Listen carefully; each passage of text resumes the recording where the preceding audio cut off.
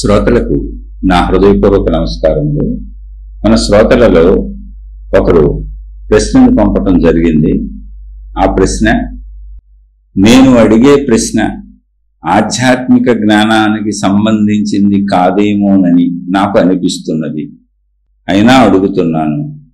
ప్రస్తుతం మనం జీవిస్తున్న జీవన క్రమములో చాలామంది వీడియోల ద్వారా, వ్యక్తిగతముగా, పుస్తకముల ద్వారా మనం ఏదైతే బలంగా కోరుకుంటామో దానిని మనం ఆకర్షించగలము, వాటిని సాధించటానికి మార్గాలు ఉన్నాయి అని అనేక మార్గాలను, వాటిని ఎలా సాధించుకోవాలో చాలామంది చెబుతున్నారు.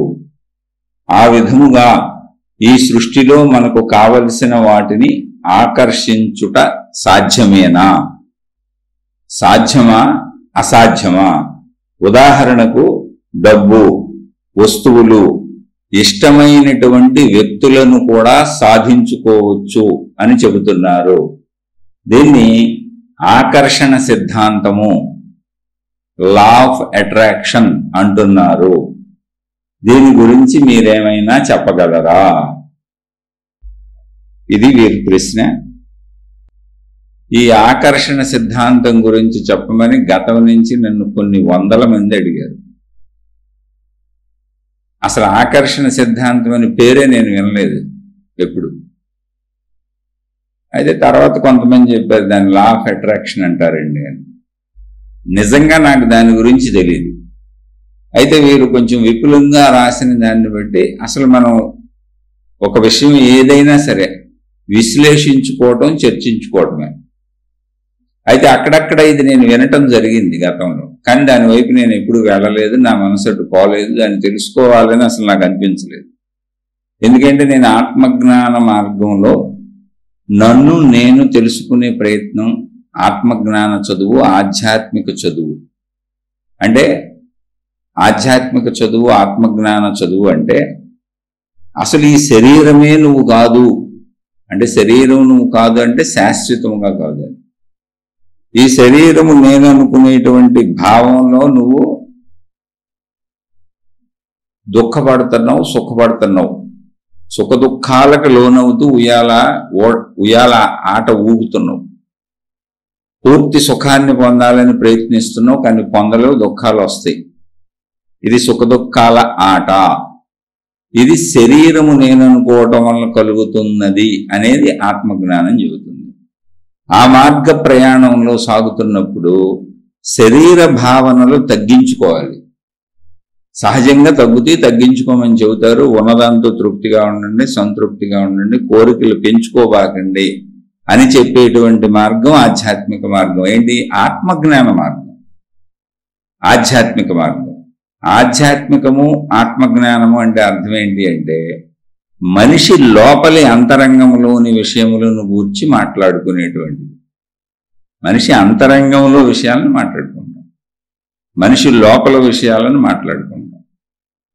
అంటే శరీరంగా మనకు తెలుసు లోపల విషయాలంటే అద్భుతమేం కాదు బండి, శరీరంగా మనకు తెలుసు. కానీ మన ఆలోచనలు ఏంటి, మన భావాలు ఏంటి, అవి ఏ రూపంలో ఉన్నాయి, మనసు అంటే ఏంటి, సూక్ష్మ శరీరం అంటే ఏంటి, ఇవన్నీ చెబుతుంది ఆత్మజ్ఞానం, ఆధ్యాత్మిక చదువు. అంటే ఒక వ్యక్తి గూర్చి, శరీరం గూర్చి, మనసు గూర్చి, అతనిలో ఉన్న ప్రాణశక్తి గూర్చి, అతను కానీ ఆమె కానీ, మొత్తం అతనికి లేక ఆమెకు సృష్టితో ఉన్న సంబంధం గూర్చి ఇలా చెబుతూ, నువ్వు పరిమిత భావంతో నశించిపోయే శరీరానివి కాదు, నువ్వు అనంతమైనటువంటి విశ్వవ్యాప్తమైనటువంటి శక్తి ఏదుందో ఆ శక్తివి నువ్వే అని చెబుతుంది.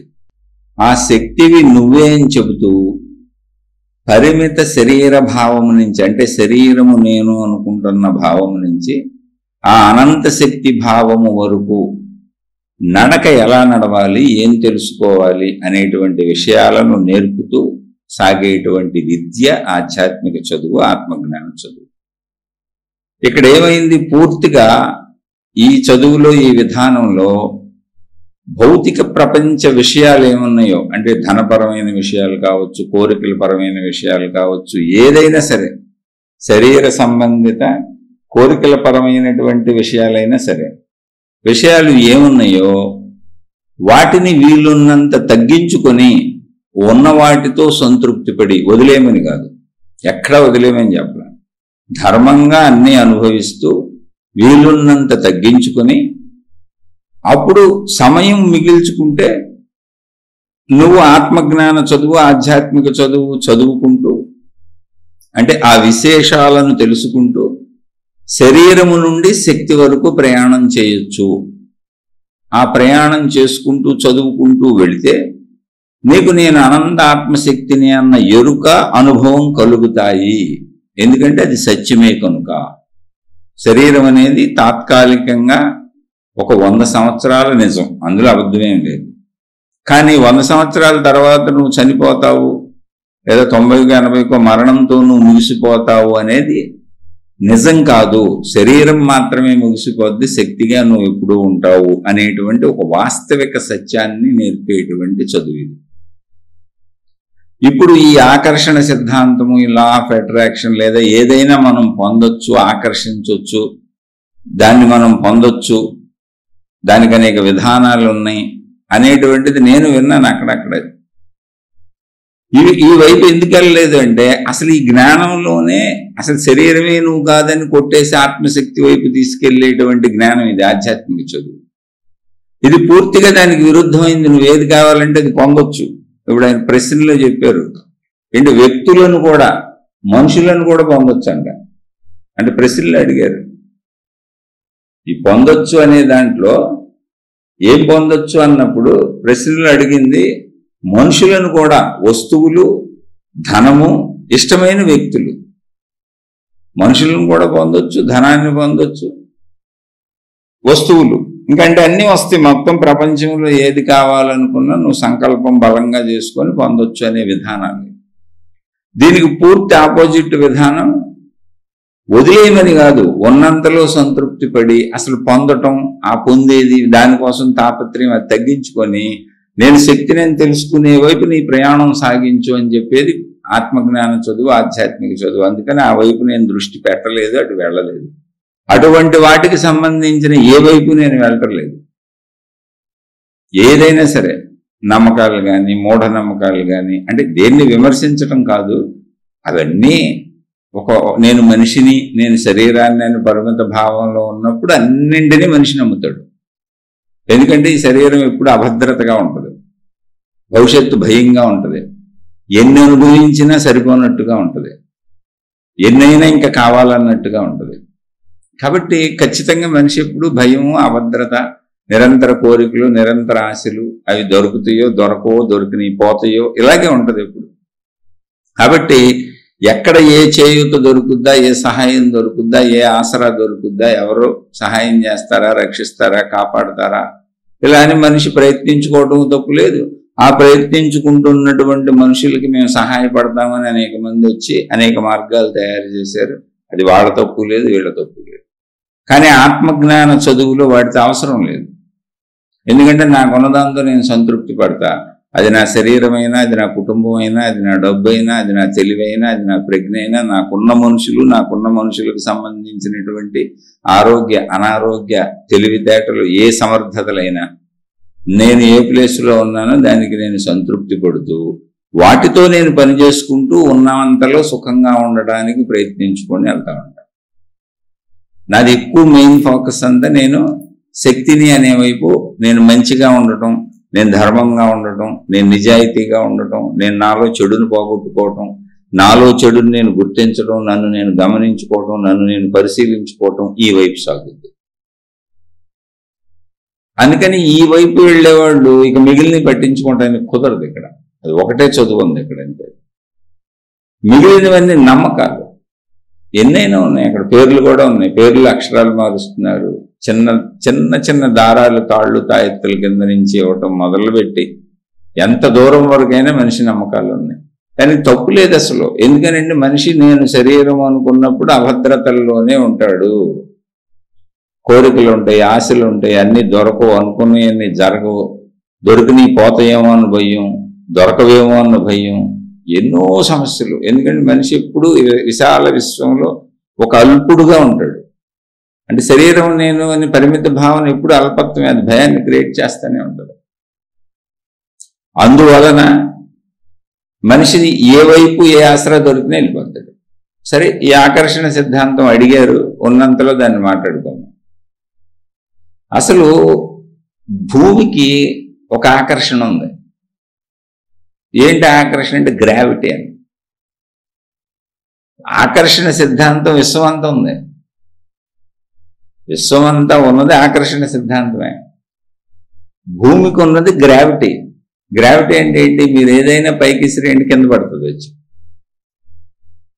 మీరు బిల్డింగ్ నుంచి దూకుండా కిందకే పడతారు, పైకి వెళ్ళరు. ఏది పైకి వెళ్ళదు. ఎందుకని? భూమి అన్నింటినీ ఆకర్షించుకుంటుంది. దాన్ని గ్రావిటీ అన్నారు. ఆకర్షణ ఇది. అన్ని కిందకే పడతాయి. కారణం ఏంటంటే భూమికి ఉన్నటువంటి ఆకర్షణ. అలాగే స్త్రీ పురుషులు ఉన్నారు, వాళ్ళిద్దరి మధ్య ఆకర్షణ ఉంటుంది. ఆకర్షణ ఏర్పాటు చేయబడింది. అందుకే జాతులు ముందుకు నడుస్తున్నాయి. స్త్రీ పురుషులు ఆకర్షించుకొని ఒకళ్ళనొకళ్ళు పిల్లలను అంటారు. అదొక బలమైన ఆకర్షణ. మనకి మన శరీరంలో ఉన్నటువంటి పంచేంద్రియాలు నిరంతరం మీరు చూడండి, తినాలనిపిస్తుంది, చూడాలనిపిస్తుంది, వినాలనిపిస్తుంది, ఏదో ఒకటి అనిపిస్తూ ఉంటుంది. అనిపించడం ఆకర్షణే. మన శరీరం అంతా ఆకర్షణ మీద ఉంది. ఇక్కడ మొత్తంగా మన కోరికలు ఏంటి? అసలు ఆకర్షణలే.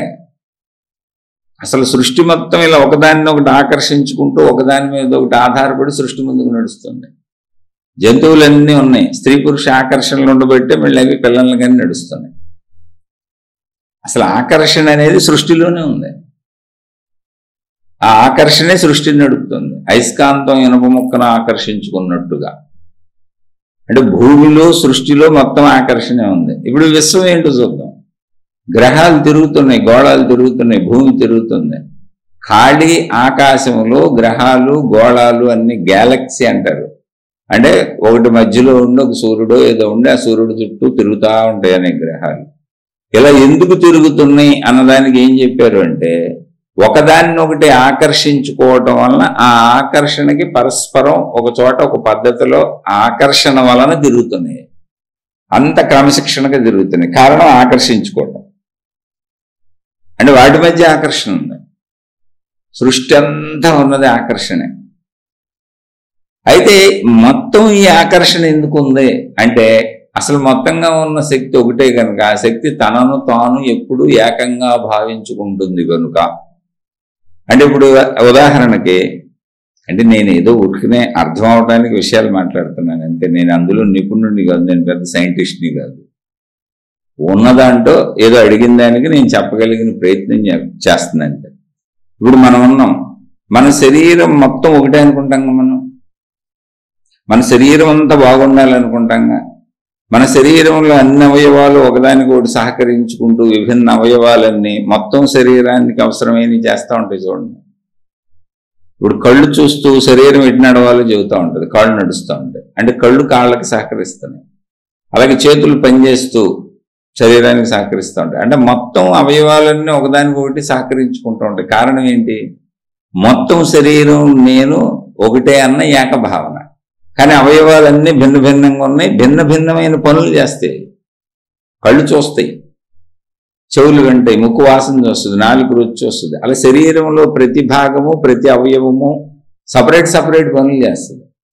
కానీ అన్నీ ఒకదాన్ని కూడా సహకరించుకుంటూ అన్ని పనులు చేసుకుంటూ మొత్తం శరీరాన్ని కాపాడుతాయి. అలాగే మొత్తం సృష్టిలో ఉన్న ఆకర్షణ ఏంటి అంటే, సృష్టి మొత్తం ఒకటే కనుక, సృష్టి మొత్తానికి ఆధారమైన శక్తి ఒకటే కనుక అది విశ్వశక్తి. విశ్వశక్తికి అదే మహాత్ములు చెప్పింది, ఉన్నది ఒకటే శక్తి, ఏకశక్తి, అదే అనంత ఆత్మశక్తి అని పేరు పెట్టాడు. ఇప్పుడు అది మొత్తం ఒకటే అయినప్పుడు తను విభిన్నమని అనుకోదు కదా. ఇప్పుడు మన శరీరం మొత్తం ఒకటే, కానీ మన శరీరంలో అవయవాలు మొత్తం పార్ట్లన్నీ వేరువేరుగా డిఫరెంట్గా ఉంటాయి, ఒకలా ఉండవు. అసలు దేని పని దాందే, దేని గుణం దాందే, దేని స్వభావం దాందే, దేని పని చేసుకుపోతా ఉంటుంది. కానీ అన్నీ కలిసి మన శరీరం. మన శరీరంలో కొన్ని లక్షల కోట్ల కణజాలం ఉంటుంది. ప్రతి కణము వేరువేరుగా భావించుకుంటుంది తన్నే, కానీ మొత్తం కలిపి శరీరాన్ని నిలిపే పని చేస్తుంది. అవి వేరుగా భావించుకుంటున్నా అన్నింటి కదలికలు శరీరానికి అనుకూలంగా ఉంటాయి. ఎందుకు అంటే శరీరం మొత్తం ఏకంగా ఒకటి కనుక, ఆ ఏకంలోనే ఉన్నటువంటి అనేకం కనుక మన అవయవాలు కానీ, కణాలు కానీ, కణజాలాలు కానీ, ఇంద్రియాలు కానీ ఏకంలో ఉన్న అనేకాలు మన శరీరంలో. అలాగే మొత్తం విశ్వం మొత్తం ఉన్నటువంటి విశ్వవ్యాపక శక్తి అంతా ఒకటే. ఆ ఒకటిలో ఉన్న అనేకాలు సృష్టి, అంటే ఏకములో ఉన్న అనేకాలు సృష్టి. ఏకములో ఉన్న అనేకాలన్నీ ఆ ఏకానికి అనుగుణంగానే పనిచేస్తాయిగా. అది మొత్తం నేనే అనుకున్నప్పుడు దాని మీద దానికి ప్రేమ ఉంటుందిగా, దాని మీద దానికి ఇష్టం ఉంటుందిగా, దాని మీద దానికి తన్ని సంరక్షించుకుని తనను తాను ప్రేమగా చూసుకునే గుణం ఉంటుంది. అదే ఆకర్షణ. ఆకర్షణ అంటే ఏంటి? నాపై నాకున్న ఇష్టం. అయితే ఇక్కడ మనిషిగా నాపై నాకున్న ఇష్టం అన్నప్పుడు నన్ను నేను జాగ్రత్తగా చూసుకుంటున్నా. ఒక మనిషి విశ్వంగా పోల్చుకు చూస్తే విశ్వశక్తిగా, విశ్వశక్తులు అన్నీ ఒకదాన్ని ఒకటి ఆకర్షించుకుంటానే ఉంటాయి. కారణం ఏంటి అంటే మొత్తం విశ్వశక్తి ఒకటే కనుక. అంటే ఉన్నదంతా, ఇదంతా ఎందుకు చెబుతున్నానంటే ఉన్నదంతా ఆకర్షణే. ఎందుకంటే విశ్వశక్తి మొత్తం ఒకటే కాబట్టి మొత్తం ఆకర్షణే ఉంటుంది. మీరు ఎంత పరిశోధన చేసుకుంటే ఎన్ని పరిశీలన చేసుకుంటే దానివల్లనే సృష్టి నడుస్తుంది. ఆ ఆకర్షణ విభిన్నతలో విభిన్నంగా అనేకం కనపడవచ్చు. మానవ జాతి కనపడవచ్చు, స్త్రీ పురుషులు వేరువేరుగా కనపడవచ్చు, జంతువులు కనపడవచ్చు, మొక్కలు కనపడవచ్చు, అనేక జీవజాతులు వేరువేరుగా ఉన్నట్టు కనపడవచ్చు. కానీ అన్నింటికీ సంబంధం ఉంది. అన్నీ ఒకదానికొకటి సహకరించుకుంటూ సృష్టి నిలబడేలా, సృష్టిలో ఉన్న ప్రతిదీ నిలబడేలా ఉన్నాయన్నీ. ఇక్కడ ఏది తీసేసినా మిగిలిన కూడా నశింపైపోతాయి. అన్నిటికీ ఇక్కడ ఈ ఉన్నవన్నీ అవసరమే. అవన్నీ ఉంటేనే సృష్టి ఉంటుంది. అన్నింటి మధ్య ఏదో ఒక సయోధ్యం ఉంది. దాన్ని మనం కనిపెట్టలేకపోవచ్చు. పెద్ద పెద్ద సైంటిస్టులు, తత్వజ్ఞానులు చెప్తారు. ఇది ఆ రీజన్స్ కూడా చెప్తారు దేని మీద ఏది ఎలా ఆధారపడి ఉందని. కాబట్టి అన్నింటికీ ఒకదాని మీద ఒకటి ఆధారత ఏదో ఉందో అదే ఆకర్షణ. సృష్టి మొత్తం ఉన్నది ఆకర్షణే. ఇందులో మీరేం కన్ఫ్యూజ్ అవ్వక్కర్లేదు. కాబట్టి మీరు పరిశీలించి చూసుకోండి. ఇప్పుడు మన జీవితాలు సాగేది కూడా ఆకర్షణతోనే. ఇప్పుడు మన అందరికీ డబ్బు అంటే ఇష్టం. డబ్బు మనకు కావాలి. ఎప్పుడు డబ్బు మనకు ఆకర్షిస్తూ ఉంటుంది. ఎందుకని? డబ్బుతో ప్రపంచంలో ఉన్న అన్ని దొరుకుతాయి. దానికోసం ఏదో వృత్తి, వ్యాపార, ఉద్యోగాలు, రకరకాల ప్రయత్నాలు అన్నీ చేసుకుంటాం. ఓకే, అదంతా బాగానే ఉంది. విశ్వశక్తిగా సృష్టిగా చెప్పినప్పుడు మొత్తం శక్తిని, మొత్తం విశ్వాన్ని మీరు చూసినప్పుడు మొత్తం విశ్వం ఏకంగా విశ్వంలో ఉన్నదంతా ఆకర్షణే. మనం భూమిగా తీసుకుంటే భూమి మీద అన్ని పైకేస్తే కింద పడే కారణం ఆకర్షణే. భూమి ఆకర్షణ, గ్రావిటీ అన్నది. స్త్రీ పురుష ఆకర్షణ, దానివల్ల మానవ జాతి ముందుకెళ్తుంది. జంతువుల్లో స్త్రీ పురుష ఆకర్షణ, దానివల్ల జంతు జాతి ముందుకెళ్తుంది. అలాగే మొక్కల్లో ఉన్నటువంటి విధానం అది కూడా ఆకర్షణే. దానివల్ల మొక్కల జాతి ముందుకెళ్తుంది. అలా మొత్తం ఉన్నవన్నీ బాగా పరిశీలించుకుంటూ వెళ్తే అన్నీ ఆకర్షించుకుంటానే ఉన్నాయి. ఒకదానితో ఒకటి మిళితమై ఇంకోటి అవుతానే ఉంది. ఒకదాన్ని ఒకటి ఆకర్షించుకుంటానే ఉంది. ఇప్పుడు సూర్యరశ్మి సముద్రం మీద పడి ఆ వేడికి నీరు ఆవిరవుతుంది. ఏమైంది? ఇప్పుడు సూర్యరశ్మితో సంయోగం చెందింది. అది ఒక ఆకర్షణే. సంయోగం చెందటం వలన అది కొత్త రూపం ధరించి ఆవిరైంది.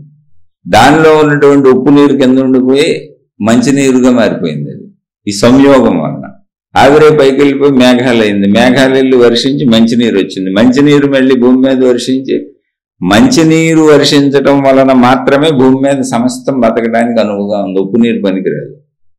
మొత్తం జీవజాతులన్నీ బతకడానికి అనువుగా ఉంది. ఎవరైనా సరే భూమి మీద మనుషులు కానీ, చెట్లు కానీ ఉప్పు నీటితో బతకవు, మంచినీటితో బతుకుతాయి. అంటే ఒకదానికొకటి ఉపయోగం ఉంది. ఆ ఉపయోగాల నుంచి ఇంకొకటి బతుకుతుంది. ఇదంతా మొత్తం ఒకదానికొకటి ఉపయోగం ఏంటి? ఆకర్షణే. ఒకదానితో ఒకటి సంయోగం ఏంటి? ఆకర్షణే.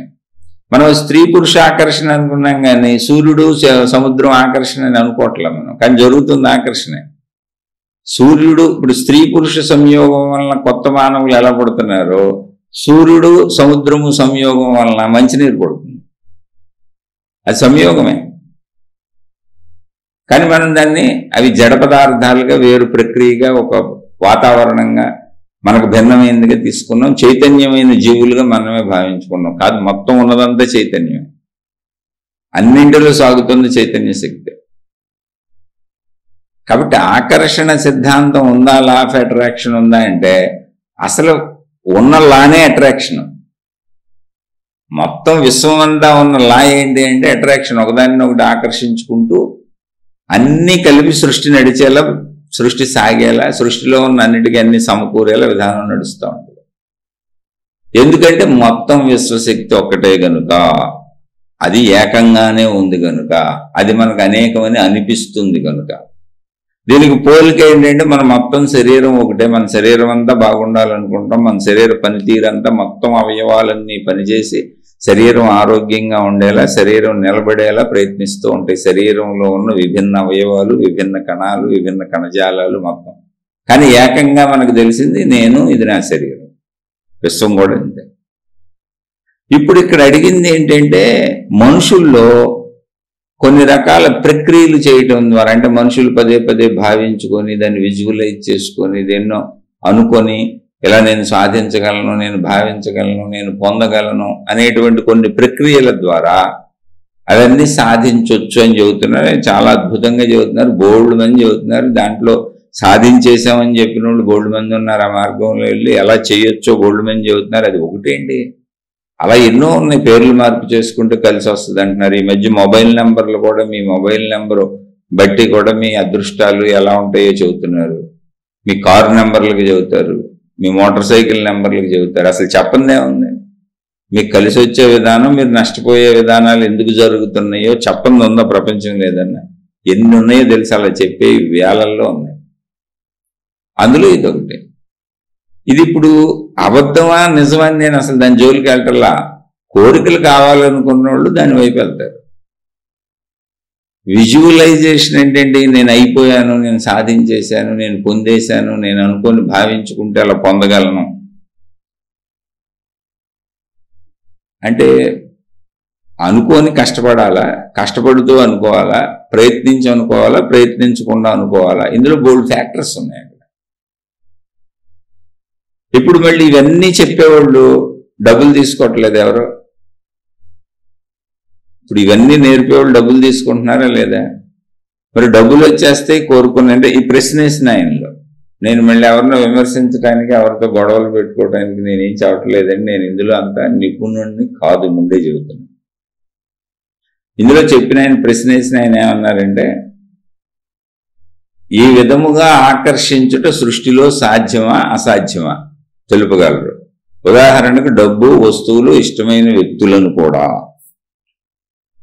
ఇప్పుడు ఇలా ఆకర్షించి ఆకర్ష ఆకర్ష ఆకర్ష అనేదో చెప్పింది అన్ని ఏదో ఒకటి ఆ పద్ధతిలో చేసి మనం మనుషుల్ని పొందేసి, డబ్బులు పొందేసి, వస్తువులను పొందేయగలిగితే అసలు మనం వృత్తి, వ్యాపార, ఉద్యోగాలు, పనులు ఇవన్నీ ఎందుకు? మళ్ళీ ఇవన్నీ ఇలా చేయొచ్చు అని చెప్పేవాళ్ళు మీ దగ్గర ఎందుకు డబ్బులు తీసుకుంటున్నారు? ఇవన్నీ నేర్పి వాళ్ళే డబ్బులు డైరెక్ట్గా ఆకర్షించుకోవచ్చుగా. అంటే కొన్ని ప్రశ్నలకు ఇక్కడ సమాధానాలు ఉండవు. అదంతే. ప్రతి మనిషికి కూడా ఇక్కడ ఒకటి గుర్తుపెట్టుకోండి, సంకల్ప శక్తి అని ఒకటి ఉంటుంది. సంకల్ప శక్తి ఏంటి? అసలు అనుకోకుండా మీరు ఏం చేస్తారు? అనుకోకుండా ఒక మనిషి ఏమైనా చేయగలరా? తను ఊహించుకోకుండా, ఇది కావాలనుకోకుండా, ఇది కావాలని భావించుకోకుండా అసలు ఒక ప్రయత్నం చేయగలరా? ఎవరైనా ఎక్కడైనా సరే ఆ ప్రయత్నమే కావాలని అనుకోవటమే సంకల్పము అన్నారు కదా. దాన్ని సంకల్పం అనలే మన. ఇప్పుడు చూడండి, మనం ఏదైనా పూజలు, కార్యక్రమాలు చేసుకుంటున్నప్పుడు పంతులు గారు పూజ మొత్తం నిర్వహిస్తూ మధ్యలో మమ అనుకోమంటారు. మమ అంటే నా యొక్క, నేను అని. అంటే ఈ పూజ అంతా నేనే చేస్తున్నానని ఉద్దేశం. మమ నా.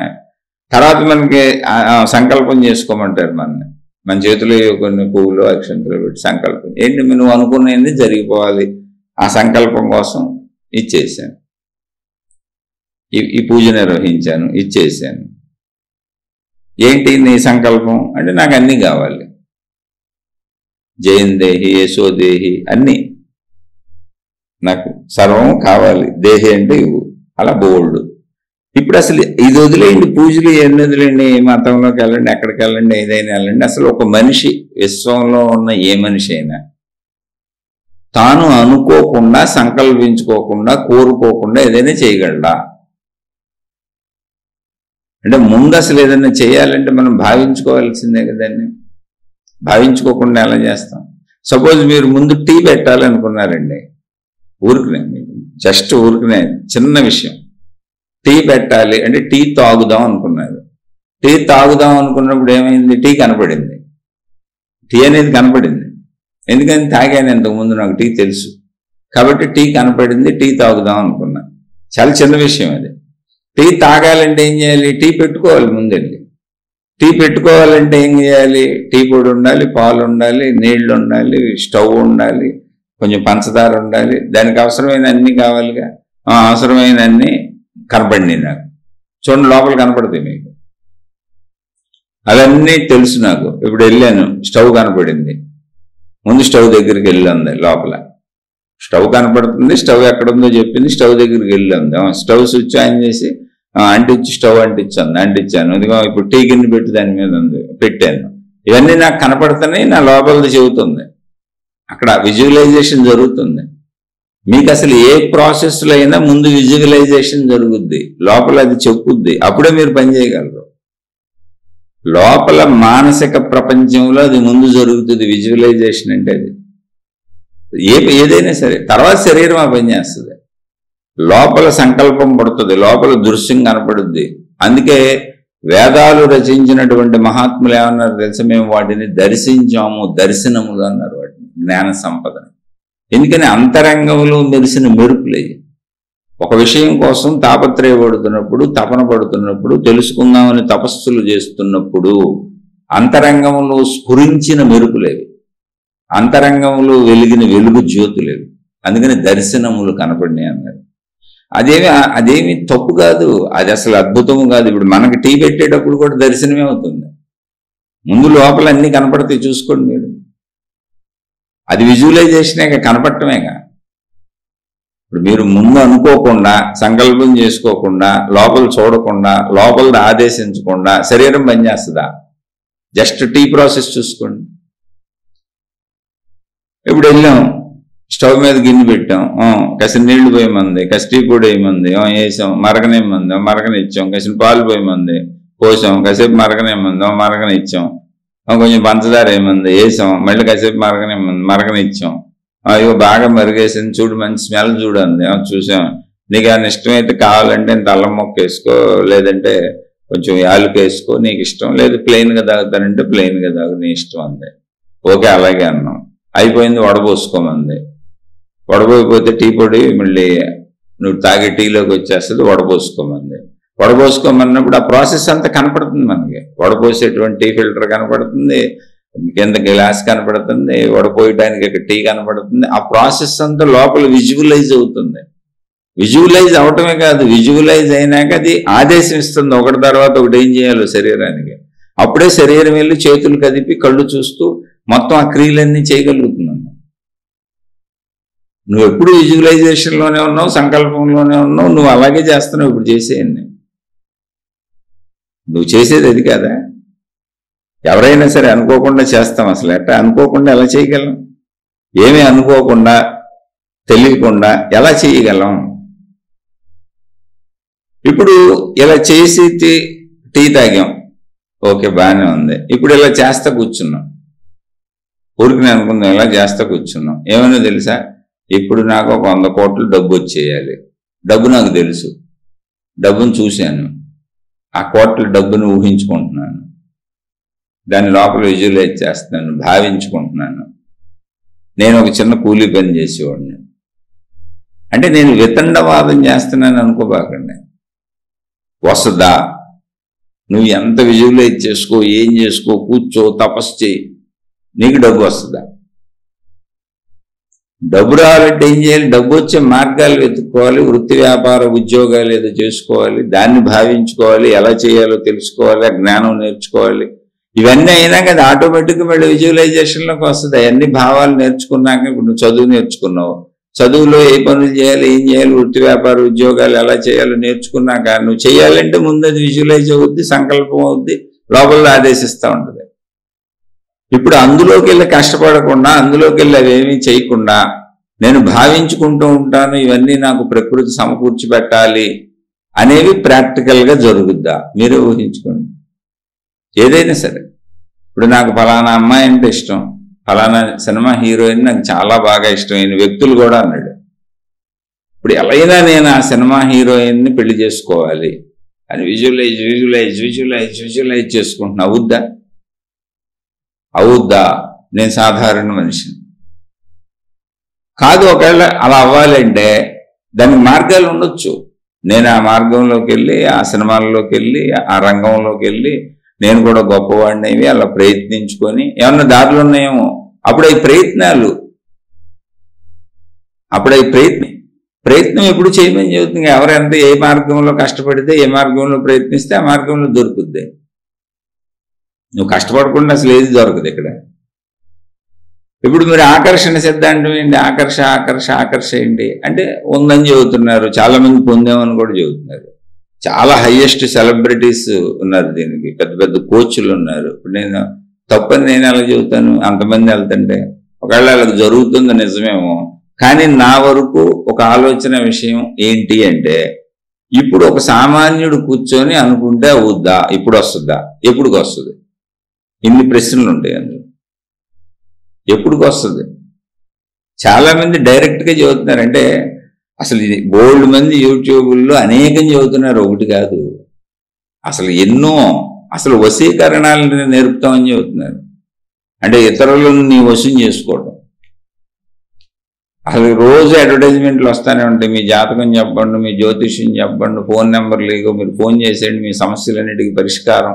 అయితే అంతులేదు. అసలు సమస్యలన్నిటికీ పరిష్కారాలు తీర్చేస్తారండి వాళ్ళు. అసలు భూమి మీద మీరు సమస్యలు ఉండవు అప్పుడు. అంటే కొన్నిటికి అసలు ఆన్సర్ లేదు ఇక్కడ. నీ నమ్మకం అంతే. నువ్వు నమ్మితే నమ్మిళ్ళు, అయితే అయిందనుకో, లేకపోతే లేదనుకో.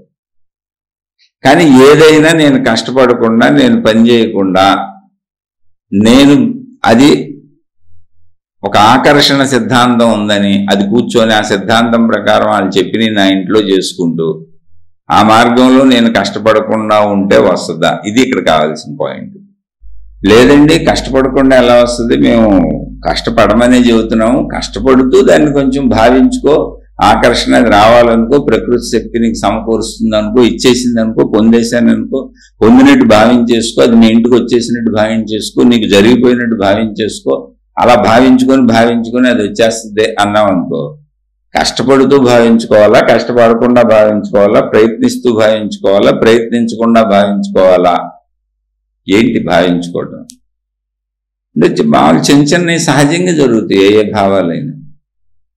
అంటే ఒక వ్యక్తి ఉన్న స్థితిని బట్టి, ఇప్పుడు కోటేశ్వరుడు వ్యాపారాలు చేస్తున్నాడు అనుకోండి, ఏదో నాకు 1 కోటి రూపాయలు లాభం రావాలి అనుకుంటున్నాడు అనుకోండి, ఈజీగా వస్తుంది. ఎందుకు రాదు? ఆయన కోట్లు, ఆల్రెడీ ఆయన బిజినెస్ కోట్లు.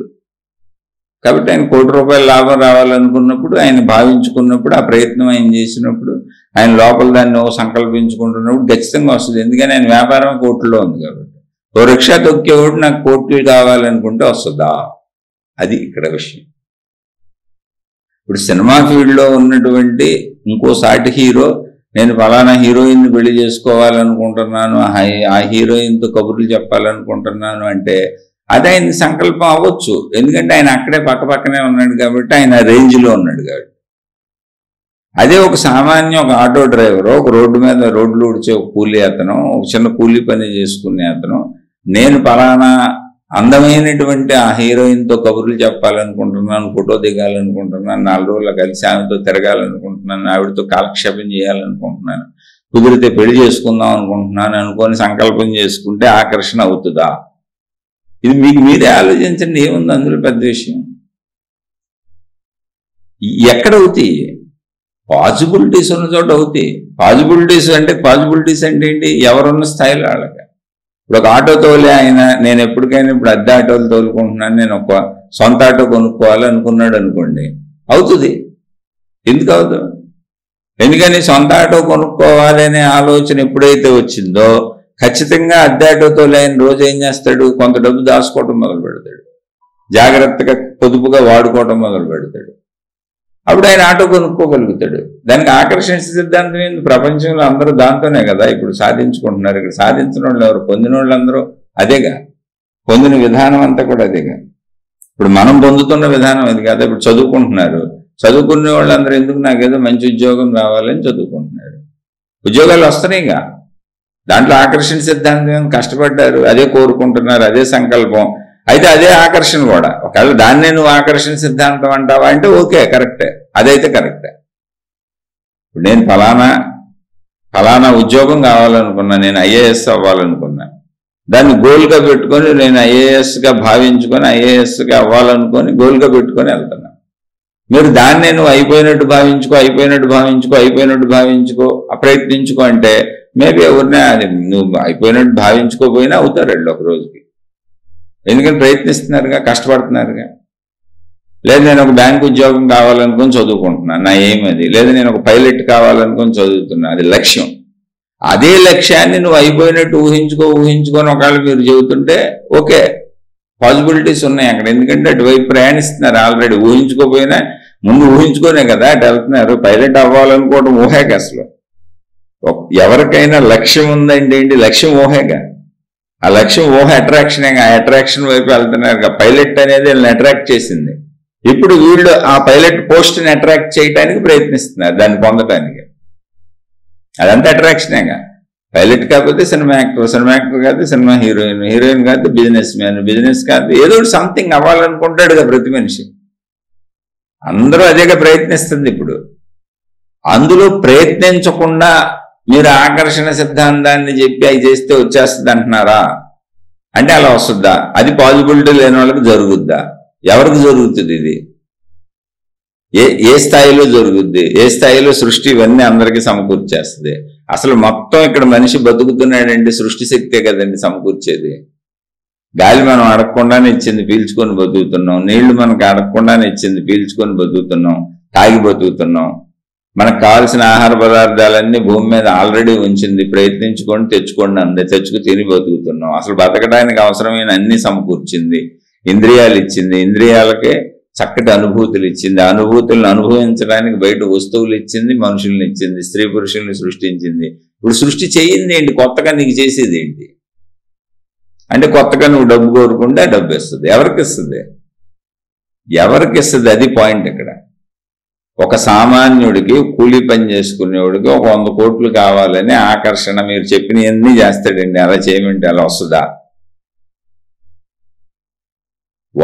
అది ఎలా వస్తుంది అంటే వస్తుంది అంటే మళ్ళీ ఆ వైపు వెళ్ళి అతను వ్యాపారాలు చేయాలా, బిజినెస్లు చేయాలా, ప్రయత్నించాలా?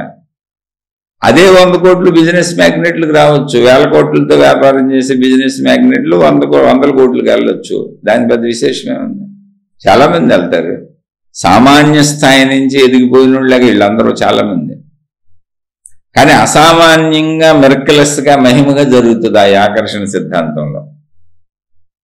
ఇది ఎవరికి వాళ్ళు విజ్ఞతతో ఆలోచించుకోండి, చెప్పారని కాదు. ఇప్పుడు పేర్లు అక్షరాలు మార్చుకుంటే కూడా మీకు జరిగిపోద్ది అంటున్నారు, మీ మొబైల్ నెంబర్కి జరిగిపోద్ది అంటున్నారు, మీ కారు నెంబర్లకు జరిగిపోద్ది అంటున్నారు. వాస్తులోళ్ళు వాస్తు చెబుతున్నారు, జ్యోతిష్యాలు చెబుతున్నారు, జాతకాలు జాతకాలు చెబుతున్నారు, తాయెత్తులు చెబుతున్నారు. అసలు చెప్పని వాళ్ళు ఎవరో చెప్పండి. అసలు ప్రతి ప్రార్థనాలయం, ప్రతి మతం, ప్రతి చిన్న ప్రార్థనాలయం కూడా నువ్వు ఎక్కడికి వచ్చి చేసుకుంటే నీకు ఇది జరిగిపోద్ది, దేవుడు చేసేస్తాడని చెబుతున్నారు. లేకపోతే ప్రార్థనాలయాలకు జనం ఎందుకు వెళ్తారు? అసలు ఏ మతంలోనైనా అసలు ప్రార్థనాలయాలకు జనాలు ఎందుకు వెళ్తున్నారు చెప్పండి? మా దేవుడు మీకు అన్ని చేసి పెడతాడని వాళ్ళు చెబుతుంటే వెళ్తున్నారు. ఇప్పుడు మీ దేవుడు కష్టపడకుండా చేస్తాడు ఎవరికన్నా? నువ్వు పని చేయకుండా డబ్బులు ఎప్పుడైనా వస్తాయి ఈ ప్రపంచంలో? వస్తాయి, ఒక్కడికి వస్తాయి. ఏ పని చేయకుండా ఈ ప్రపంచంలో డబ్బులు వస్తువులు పొందేవాడు ఒక్కడే ఉన్నాడు. కనిపెట్టండి ఎవరు? ఒక్క ప్రాసెస్లో మాత్రం వస్తాయి, ఏ పని చేయక్కర్లేదు, డబ్బులు వస్తాయి, వస్తువులు వస్తాయి. ఒకసారి ఊహించండి, ఎవరు కనిపెట్టండి. అడుక్కునే వాళ్ళకి.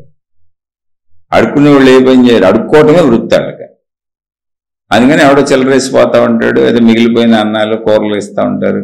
కొంతమంది మంచోళ్ళు ఉంటే చక్కగా అప్పుడప్పుడు ప్యాకెట్లు కట్టించి చక్కగా ఫ్రెష్గా వేడి తెచ్చిస్తూ ఉంటారు. మళ్ళీ ఇది అంతా కూడా పంచేవాళ్ళు ఎవరో తెలిసే పుణ్యం బ్యాచ్. ఇలా పంచితే మంచి పనులు చేస్తే పుణ్యం వస్తుంది అని చెప్పారు ఎవరు. లేదా మీ దోషాలు పోతాయి, మీ కర్మలు పోతాయి, ఇలా చెప్పారు. మొత్తానికి అందరూ లాభం కోసం చేస్తున్నారు, కానీ కష్టపడకుండా వస్తుందా? ఎందుకు ఇప్పుడు నువ్వు ఈ ఆకర్షణ సిద్ధాంతము, లా ఆఫ్ అట్రాక్షన్ నువ్వు భావించుకుంటే నీకు అన్ని దొరుకుతాయి, సృష్టి ఇచ్చేస్తుంది, విశ్వం ఇచ్చేస్తుంది అన్నవే. నువ్వు భావించుకోకుండా కూడా విశ్వం అన్ని ఇచ్చేసింది. నీకు శరీరమే ఇచ్చింది విశ్వమే, నువ్వు అడగకుండానే ఇచ్చేసింది శరీరం. ఆ శరీరానికి పంచేంద్రియాలు ఇచ్చింది విశ్వమే.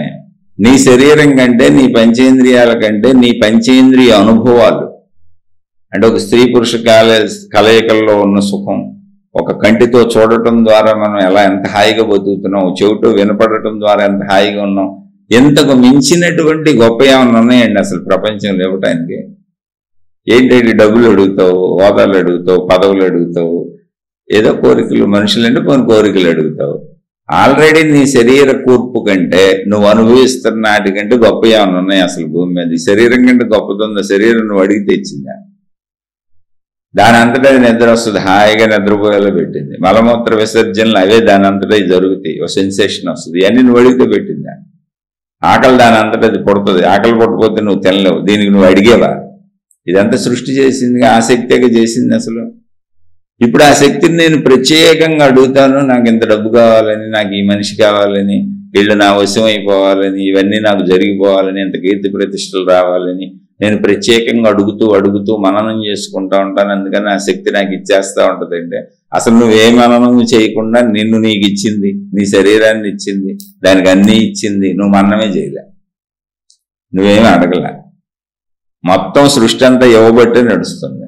ఇప్పటికీ సృష్టి నడుస్తానే ఉంది, అది ఇస్తానే ఉంది, నువ్వు బతుకుతానే ఉన్నావు. ఇంకా ఏయో కొత్తగా కోరుకుంటానంటున్నావు. ఓకే, కోరుకో, ఏమిస్తుంది, ఏం కోరుకుంటావు? ఇక్కడ పాసిబిలిటీస్ ఏంటంటున్నా. ఇప్పుడు ఒక ఆటో ఉన్నాయన, అద్దె ఆటో తోలుతున్న ఆటో డ్రైవర్ సొంత ఆటో కొనుక్కోవాలి అనుకుంటే ఎప్పటికైనా పాసిబిలిటీ ఉందే, అది జరుగుద్ది. అలాగే ఒక చదువుకుంటున్నటువంటి వ్యక్తులు ఎవరైనా ఒక ఏం పెట్టుకొని, ఒక లక్ష్య సిద్ధి పెట్టుకొని, నేను అది సాధించుకోవాలి, పలానా ఉద్యోగం కావాలి, పలానా ఇది కావాలి, పలానా అది కావాలి అనుకుంటే పాసిబిలిటీ ఉంది. ఎవరి స్థాయిలో చదువుకుంటున్న వాళ్ళు, ఇంటి పక్కన తెలిసిన వాళ్ళు, వాళ్ళకి పరిచయస్తులు, నేను పలానా అమ్మాయిని పెళ్లి చేసుకోవాలి, పలానా అబ్బాయిని పెళ్లి చేసుకోవాలి అని వాళ్ళు ప్రయత్నించుకొని ట్రై చేసుకుంటే పాసిబిలిటీ ఉంది.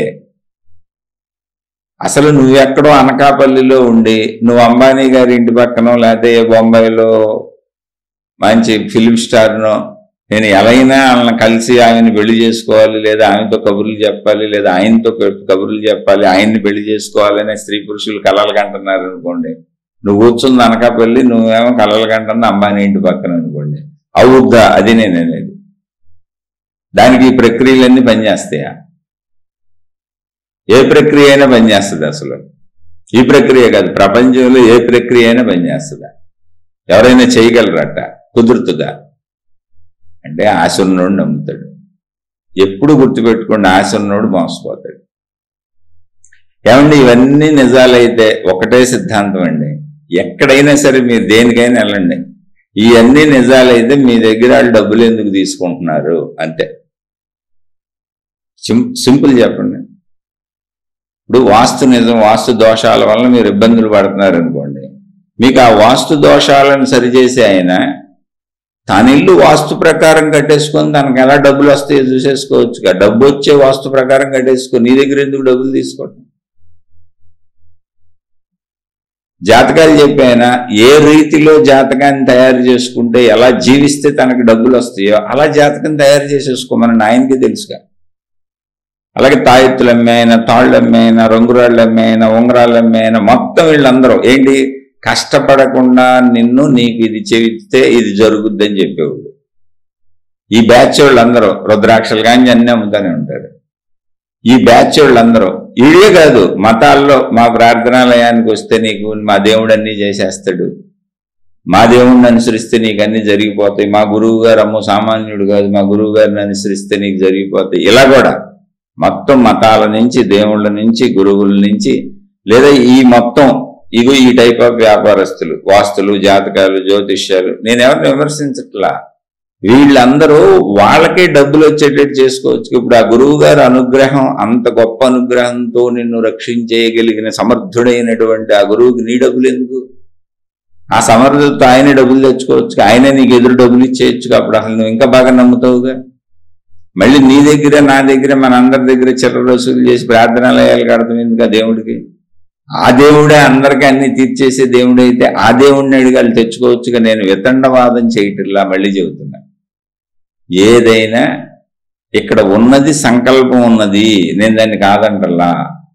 ఇక్కడ విజువలైజేషన్ ఉంది. నువ్వు టీ తాగాలంటే, టీ పెట్టాలంటే నువ్వు ముందు టీ విజువలైజ్ అవుద్ది. నువ్వు కూర వండాలంటే కూర ముందు విజువలైజ్ అవుద్ది. నువ్వు ఆఫీస్కి వెళ్ళాలంటే నువ్వు ఆఫీస్కి వెళ్ళే ముందు నుంచి నువ్వు అసలు ఏం బట్టలు వేసుకోవాలి, నీ చెప్పులు ఎక్కడ ఉన్నాయి, నీ బూట్లు ఎక్కడ ఉన్నాయి, నువ్వు ఏ బండి వేసుకెళ్తావు, తాళాలు ఎక్కడ పెట్టావు, ఆ తాళాలు తీసుకో, అవన్నీ నీకు కనపడతాయి.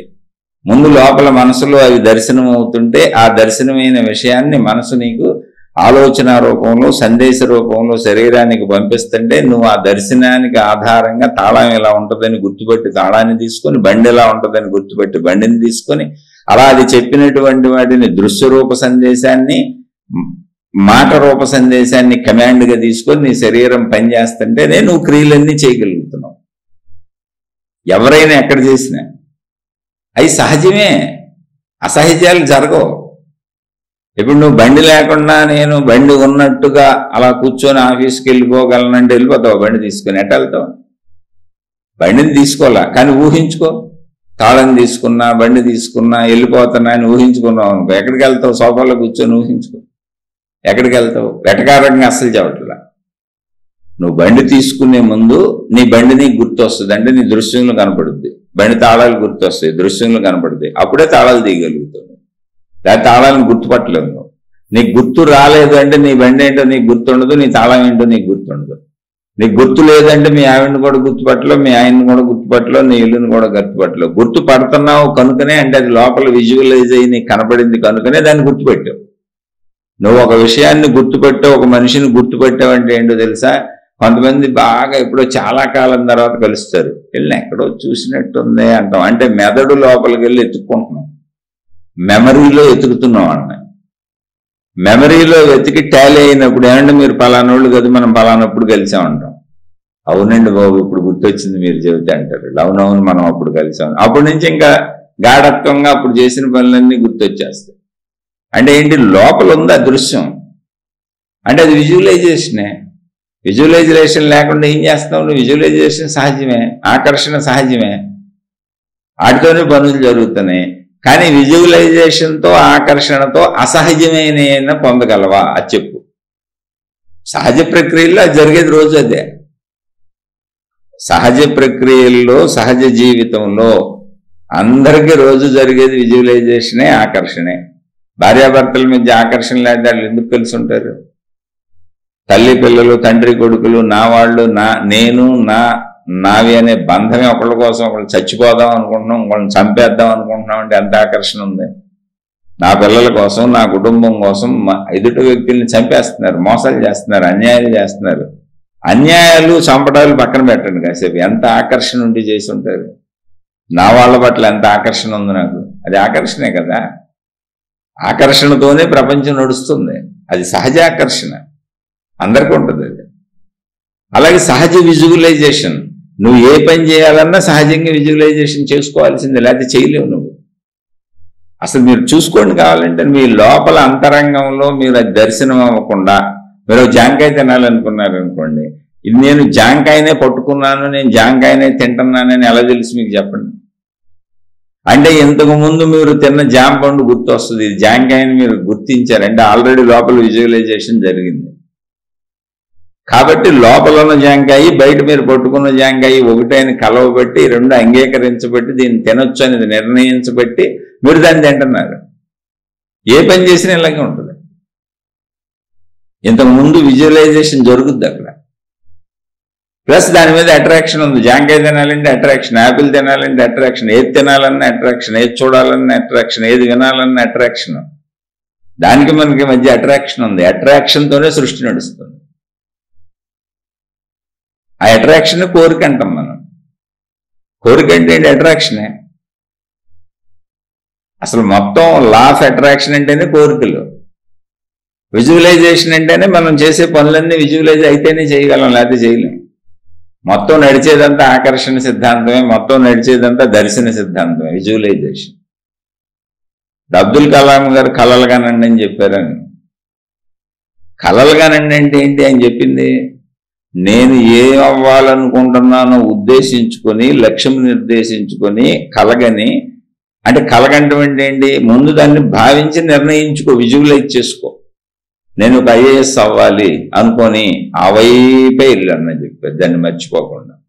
అందుకని రోజు ఆ కలగనమన్నారు ఆయన. అంటే ఐఏఎస్ ఇప్పుడు నువ్వు కలగనగానే ఐఏఎస్ అవుతావు అని కాదు, మెరక్లెస్ గా కాదు. నువ్వు ఇప్పుడు 7వ తరగతిలోనే ఏడిసావు, ఇంకా 7వ తరగతి నుంచి ఐఏఎస్ అయ్యే వరకు కలగంటానే ఉంది. ఆ కళను ఆబ్బాకన్నారు, లక్ష్యం వైపు ప్రయాణం సాగించన్నారు. అది కళలు కంటం అంటే. అంతే తప్ప నేను పడుకొని ఐఏఎస్ అయిపోయినట్టు కళలు కంటాను, నేను చదవను, స్కూల్కి వెళ్ళను, నేను నా వల్ల కాదు, నేను అంత కష్టపడలేనంటే నువ్వు ఎప్పటికీ కళలు కంటావు తప్ప ఐఏఎస్ అవ్వలేవు. అందుకని అది అబ్దుల్ కలాం గారు తప్ప, ఆయన కరెక్ట్గా చెప్పారు. నువ్వు కలగంటే ఏమవుతావో, కళ ఎందుకు కనాలో అనేది చెప్పిన ఉద్దేశం ఏంటి, కళలు కనండి అంటే, నాయన ఇప్పుడు ఇది నువ్వు అయిపోవాలి అంటే చాలా టైం ఉంది దానికి. ఒక విద్యార్థి, చదువుకుంటున్న విద్యార్థి, ఒక 7వ తరగతో 10వ తరగతిలోకి వచ్చిన విద్యార్థి నేను ఫలాంది అవ్వాలి అంటే అయిపోలేడు. ఇప్పుడు దానికి ప్రాసెస్ ఉంది, చదువుకుంటూ వెళ్ళాలి నువ్వు అక్కడికి. కాబట్టి దాన్ని కలగంటూ ఉండంటే భావనలోకి తీసుకో, దాన్ని విజువలైజ్ చేసుకో. నేను అది అవ్వాలనే నిర్ణయాన్ని లోపల స్థిరపరుచుకో, సంకల్పం చేసుకో. దీన్ని సంకల్పాలు చేసుకోండి అని చెప్పారు ఇంతకుముందు. ఇదే ఆధ్యాత్మికతలో ఉంది. ఆధ్యాత్మికతలో సంకల్పాలు అన్నారు అంతే. సంకల్పాలంటే నీ ఆలోచనలే. అలా దాన్ని బలంగా పట్టుకొని దానికోసం కష్టపడు, బాగా చదువు. ఏదైతే అది ఏ మార్గం అయితే, వ్యాపారం అనుకో బాగా కష్టపడి చేయి, శ్రద్ధగా చేయి. వృత్తి అనుకో బాగా కష్టపడి చేయి, శ్రద్ధగా చేయి. ఆ శ్రద్ధగా చేయడానికి, బాగా కష్టపడటానికి అవసరమైన కలగనమన్నారు. అంతే తప్ప కష్టపడకుండా నువ్వేమి దాని మీద శ్రద్ధ పెట్టకుండా అసలు ఆ విషయం జోలికి వెళ్లకుండా పడుకొని కలలు కంటున్నాను అనుకో, అది అవుద్దా? అప్పుడు నీ కళలన్నీ కళ్ళలు అవుతాయి. అంటే గాలిలో మేడలు కట్టబాకంటారు, ఇదే అది. అందుకని కళలు కనపని పర్వాలేదు, కష్టపడండి. అలాగే కలాం గారిని తప్ప అంటే, కలాం గారు చెప్పింది అద్భుతం. ఆయన అయ్యారు, అయి చూపించారు. ఆయన ఒక సామాన్య కుటుంబం నుంచి ఒక ఉన్నత స్థితికి వెళ్ళి చూపించారు. ఆయన చూపించారు కాబట్టి ఆయన చెప్పారు, తను ఎందుకు అయ్యాడో, ఎలా అవ్వగలిగాడో తన ప్రాసెస్ చెప్పారు ఆయన. నేను ఒకటి అనుకున్నానా, అనుకున్నది సాధించడానికి నేను దేనికి వెనుకాడలేదు. ఆ సాధన ఆయన ఎంత అనుకున్నారో, ఆయన అనుకున్నది సాధించడానికి అంటే, తను వెళుతున్న ప్రయాణంలో ఆయన పెళ్లి చేసుకోవాలనే విషయం గుర్తులేదు, తనకి పిల్లలు కావాలి, కుటుంబం కావాలనే విషయాన్ని కూడా వదిలేశారు. తను ఏదో కావాలనుకున్నారో వెళ్ళిపోయారు, అంత పట్టుదలకి వెళ్ళారు. అందుకనే ఆయన పేరు మనం ఇప్పటికీ చెప్పుకుంటున్నాం. అలా ఎంతోమంది ఉంటారు. అది సాధిస్తే, కృషి చేస్తే వచ్చింది, కలల కంటే రాలా. కానీ కలలు కనమని ఎందుకు చెప్పారు అంటే, సాధించడానికి, కృషి చేయడానికి అవసరమైన భావాన్ని నీ లోపల పోగొట్టుకో, బాగా ఉంచుకొని. అంటే సంకల్పం, దాన్ని పట్టుకెళ్ళిపోని. అలా ఇక్కడ ఇప్పుడు ఆకర్షణ సిద్ధాంతమే అసలు మన జీవితంలో ఉంది. మన అందరం కలిసి ఉంటున్నాం అంటే ఆకర్షణే. మనుషులు కలిసి ఉంటున్నారు, స్నేహితులు కలిసి ఉంటున్నారు, స్నేహాలు చేస్తున్నారంటే ఆకర్షణే. మనకు నిరంతరం ఫుడ్ కావాలి, తినాలి, కట్టుకోవాలి, బట్టలు కావాలి, అనుభవించాలి, ఆకర్షణ. అన్నిటి పట్ల ఆకర్షణే. ఆకర్షణ లేనిది ఎక్కడ. అలాగే ఏ పని చేయాలన్నా విజువలైజేషన్, ముందు అది కనపడాలి, విజువలైజేషన్ లేనిది అక్కడ. అయితే ఇది ఆ సహజ పరిస్థితుల్లో జరుగుద్దా, అసహజ పరిస్థితుల్లో కూడా జరుగుద్దా అంటే దానికి చెప్పాను. మతాల నుంచి, మార్గాల నుంచి, గురువుల నుంచి అందరూ మా ప్రార్థనాలయానికి రండి, ఇక్కడ కోరుకోండి, ఇక్కడ మొక్కుకోండి, అయిపోతాయి, ఈ చేయండి, అవి చేయండి చెబుతున్నారు కదా. ఓకే, నేను అన్నింటిని ఒప్పుకుంటా. అలాగే మళ్ళీ మిగిలిన అన్ని చోట్ల ఎక్కడైనా ఎవరేం చెబుతుంది అవన్నీ ఒప్పుకుంటా. వాస్తులు, జాతకాలు, జ్యోతిష్యాలు, తాళ్ళు, తాయెత్తులు, ఏదైతే అదండి, గ్రహశాంతులు, నేను ఎవరిని విమర్శించట్లా. వీళ్ళు అవన్నీ చేసి మీ దగ్గర డబ్బులు ఎందుకు తీసుకుంటున్నారు, అదే నా పాయింట్ ఇక్కడ. ఈవెన్ దేవుడికి కూడా మనుషులు డబ్బులు అవసరమైనవి. అంటే దేవుడి కంటే దేవుడి పేరు మీద వీళ్ళు ప్రార్థనాలయాలు కట్టడానికి, మత ప్రచారాలు చేయడానికి, దైవ ప్రచారాలు చేయడానికి మళ్ళీ డబ్బులు కావాలి. అదేంటండి, ఆ దేవుడు అన్ని చేయగలిగినోడైతే, ఆ మొక్కులు మొక్కుండి అన్ని తీరిపోయేటట్టయితే నీ డబ్బులు ఎందుకు? వాళ్ళే డబ్బులు తీసేసుకోవచ్చు కదా, ఏదో చేసుకొని డబ్బు సంపాదించుకోవచ్చు కదా, అప్పుడు అందరు నమ్ముతారు కదా. ఎందుకంటే నేను ఒక మూర్ఖుడని మీరు అనొచ్చు, వితండవాదం అని అనొచ్చు. ఒకవేళ మీకు అలా అనిపిస్తే మీ పాదాలకు నమస్కారం, నన్ను క్షమించేయండి. కేవలం ఒక ఆలోచన అంతే, నాకు ఎలా కలిగింది అది చెబుతున్నా. ఒకవేళ నాకు తప్పు ఆలోచన అంటే నన్ను క్షమించండి అని నేనే చెబుతున్నా. మీతో వాదోపవాదాలకు నాకు ఓపిక లేదు, నాకు సమయం లేదు, ఏదో అడిగారని చెబుతున్నా. అసలు ఈ ప్రశ్న నన్ను సంవత్సరం పైనుంచి కొన్ని వందల వేల మంది అడిగారు, నేను చెప్పలే. కొంతమందికి నేను చెప్పనండి, అది నాకు తెలియదని కూడా చెప్పా. ఎందుకంటే వాదోపవాదాలు ఎందుకు? అసలు జ్ఞానంలో వెళ్ళాలనుకున్నప్పుడు ఆత్మజ్ఞాన మార్గం అంటేనే ఇవన్నీ వదిలేసి, నాకున్నదే వదిలేసి ఉన్నంతలో సంతృప్తిగా ఉండి హాయిగా ఉండి నేను అనంత ఆత్మశక్తిని నేను తెలుసుకునే వైపు వెళ్ళే ప్రయాణం. నాలో చెడులన్నీ పోగొట్టుకొని నా కోరికలు తగ్గించుకోవాలి. ఇదేమో పూర్తిగా కోరికల మార్గం. మీ కోరికలు తీరతాయి, మీకు అవి తీరతాయి, ఈ తీరతాయి అని వాళ్ళ కోరికలు తీర్చుకుంటున్నారు మీ డబ్బు తీసుకొని. ఎవరైనా సరే, వాస్తులైన, జాతకాలైన, జ్యోతిష్యాలైన, ఉంగరాలైన, రంగురాళ్ళైన, గొలుసుల ఏదైనా చెప్పండి, మా వజ్రం పెట్టుకోండి మీకు ఇదే వద్దు, మాది ఇది పెట్టుకోండి మీకు ఇదే వద్దు, మా రుద్రాక్ష పెట్టుకోండి మీకు అవుద్ది అనేవాళ్ళు మీ దగ్గర డబ్బులు ఎందుకు తీసుకోవటం? ఒక్క చిన్న ప్రశ్న మీరేసుకోండి, నాకేం చెప్పక్కర్లా. ఇవన్నీ ఫాలో అయ్యేవాళ్ళు నన్ను మూర్ఖుడు అనుకొని వదిలేయండి, అడవి పిచ్చోళ్ళు అనుకొని వదిలేయండి, అప్పుడు మీరు నాకు చెప్పక్కర్లా, నేను ముందే చెబుతున్నాను. కానీ మీలో జ్ఞానంతో ఆలోచించదలుచుకున్న వాళ్ళు మీరే ఆలోచించండి. నేను జస్ట్ జ్ఞానం చెబుతున్నా, నాకు వచ్చిన ఆలోచన మీతో షేర్ చేసుకుంటున్నా, పంచుకుంటున్నా అంతే. నచ్చిన వాళ్ళేమో ఆలోచించుకోండి, నచ్చని వాళ్ళేమో మూర్ఖుడు పిచ్చోడని వదిలేయండి. ఎట్టయినా నా జోలికి రాకండి, మీకు దండం. ఎందుకంటే నాకు ఈ వాదోపవాదాల్లో పడాలని లేదు. కానీ కొంతమంది అడుగుతానే ఉంటారు ఎన్నిసార్లు చెప్పిన. ఎందుకంటే వాళ్ళు పాపం కన్ఫ్యూజన్లో ఉండి అడుగుతూ ఉండొచ్చు, తప్పు లేదు. అయితే ఆ కన్ఫ్యూజన్లో మనకి ఎందుకంటే దాని మీద బోర్డు మంది బతుకుతున్నారు. ఇప్పుడు ఒక ప్రశ్న వేసుకోండి, ఇవన్నీ మీకు లాభాలు చేకూర్చగలిగిన వాళ్ళు మీ దగ్గర డబ్బులు ఎందుకు తీసుకుంటున్నారు? అది పాయింట్ కావాల్సింది. వాటితో వాళ్లే లాభాలు పొందేసి వాళ్లే డబ్బు సంపాదించుకొని మీకు పోనీ ఉచితంగా చెప్పొచ్చుగా. ఎందుకంటే వాళ్ళు ఆల్రెడీ పొందేశారు, వాళ్ళకి అన్నీ వచ్చేస్తుంది, మీకు ఉచితంగా చెప్పొచ్చుగా.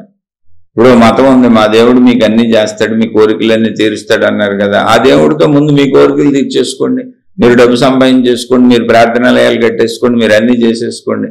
తర్వాత భక్తులకు ఉచితంగా ఆ దేవుడి నుంచి డబ్బులు తీసుకొని మీరే అన్నం పెట్టి ఆ భక్తులకు కూడా డబ్బులే ఉన్నాయి, వచ్చిన వాళ్ళకి కూడా డబ్బులే ఉండి, వచ్చిన వాళ్ళకి బట్టలే ఉండి, వచ్చిన వాళ్ళకి అన్నీ ఉండి. అప్పుడు నమ్ముతారు అందరూ?